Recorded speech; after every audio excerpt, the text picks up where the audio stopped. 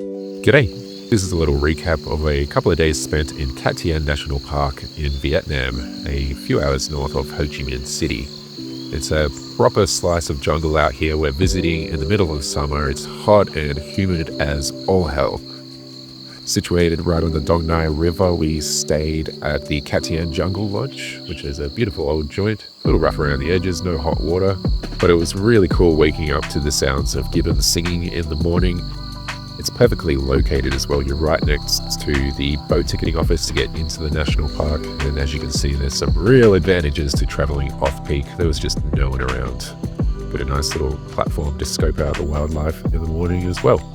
So getting to the crack of dawn, we found that the ticket counter guy was late, but we got across eventually. But it's cheap and just a 1 or 2 minute boat ride, so easy peasy. So we were later than we'd hoped to be, but fortunately not too late to hear the gibbons doing their morning singing ritual.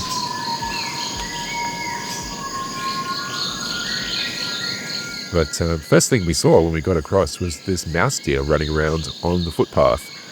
Never imagined I'd see one of these in the wild. We've seen one in a zoo before, but yeah, this guy was just cruising around looking for snacks. Ridiculous animal, stupidly cute. Yeah, just can't believe we were able to see one of these in the wild. It's so cool. But the plan for the day was to hire some bikes and head up to the Crocodile Lake hike.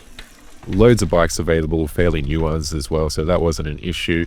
The guy who served us, his passion was not customer service, but we managed to communicate eventually, and we got on our way. It's about a 10-15k bike ride, so nothing crazy, but it was very, very hot. And it took us a couple of hours at least, because you're just constantly stopping when you spot something or hear something in the trees. Like this awesome flame-backed woodpecker. Awesome looking birds. We don't have woodpeckers in Australia, so yeah, this was exciting to see. This little babbler wasn't shy at all, was more concerned with the feast that was in this puddle, just absolutely loving it. Another thing we don't have in Australia is squirrels, so it was fun to see these fuzzy little Pallas squirrels running around in the treetops. Quite a few of them actually, they weren't too hard to spot.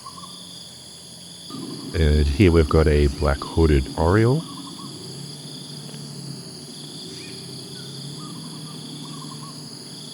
And this one is a racket-tailed tree pea.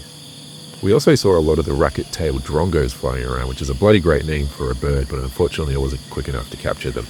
Birdwatching is pretty hard going in this area. It's really, really thick scrub and thick canopies, so it's really hard to get a clear shot. But occasionally you hear something rustle above and you luck out. You get a clear shot at whatever it is, the bird, or in this case, a black-shanked langur. Such an awesome looking primate. This guy was just happy to sit and pose for a bit, so I really lucked out here.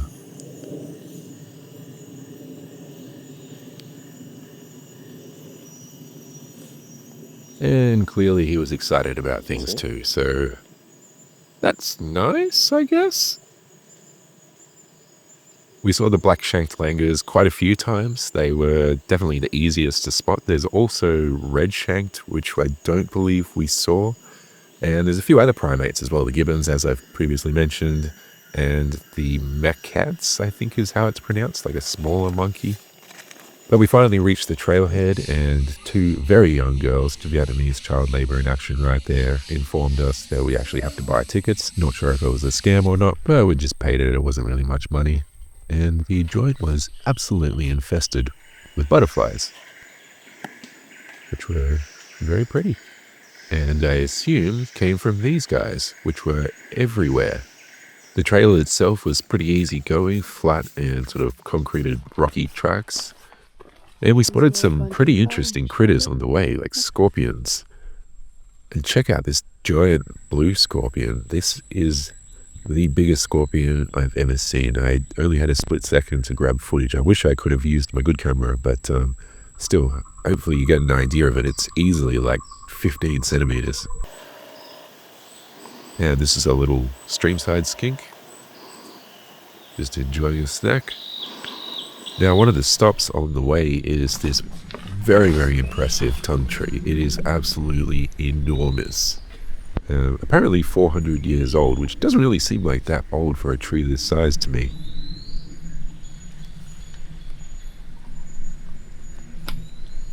Eventually, we popped out onto a boardwalk, not without a few more caterpillars, and we ended up at Crocodile Lake. And it's a bit of a weird setup here. It feels like you're strolling into someone's house. You're not sure if you're supposed to be there, but eventually someone who spoke a bit of English came along and sold us a cold drink and a bowl of noodles, so it was all good. It wasn't really the ideal time to spot crocodiles, but we did get lucky. This guy was just happy to lurk right by the shore, by the house, so yeah, he was just keeping an eye on things. By this time, it was about 1 p.m, so really the wrong time for bird watching, but I thought we'd give it a go regardless. Did see this purple heron way over the other side of the lake. And on this island in the middle, we've got a couple of oriental darters and some cormorants. Which is interesting, because in Australia, these guys always seem to hang out as well, so I guess that's just a thing worldwide. Up a bit closer, I had some fun chasing these weavers around with the manual focus among the reeds by the house. As is typical, you've got the males in the bright yellow plumage, the fancy stuff, and the females looking a bit more plain.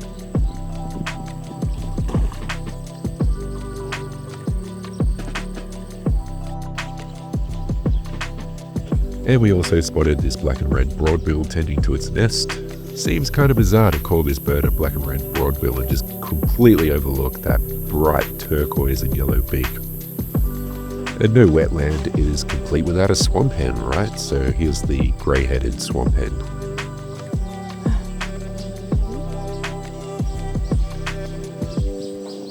The rangers were quite happy for me to fly my drone around, so we'll wrap up day one with a few gratuitous drone shots. Gives you an idea of the lay of the land.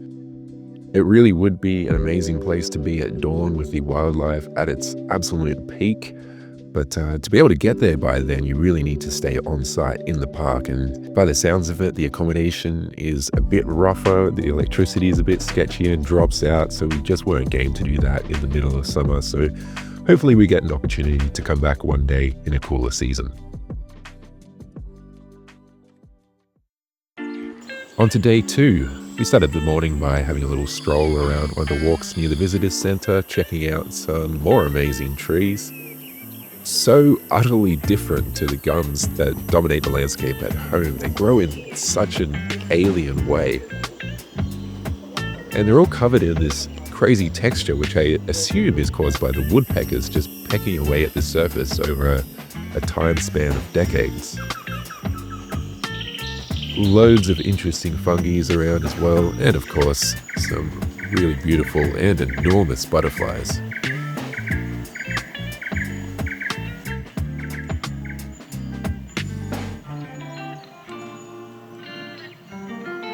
But the main event for today was visiting the Free the Bears sanctuary and doing a private tour with our guide Tung.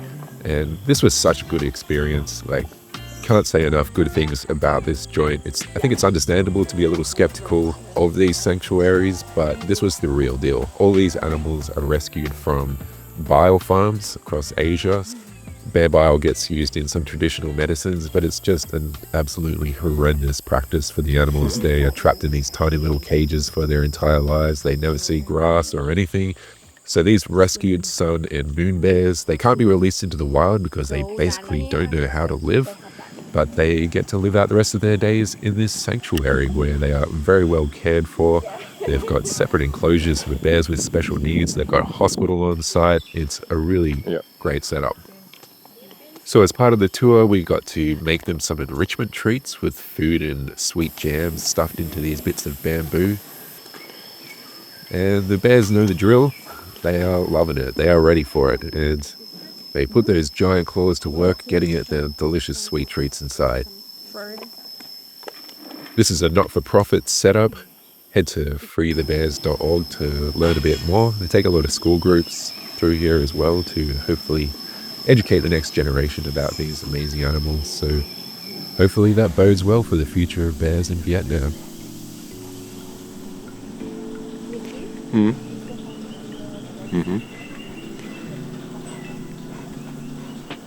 After lunch, Coco was feeling a bit spent, so I continued on solo and did a bit more exploring around the park on foot, enjoying some of the incredible vegetation. This was all in the Botanical Gardens area, and I did spot a macaque, long-tailed macaque. But otherwise it was relatively quiet. But still a great place to go for a walk. I ended up down at the rapids on the river. Being wet season, the river is obviously raging at the moment, and the color of the water is crazy. It's got this bright orange.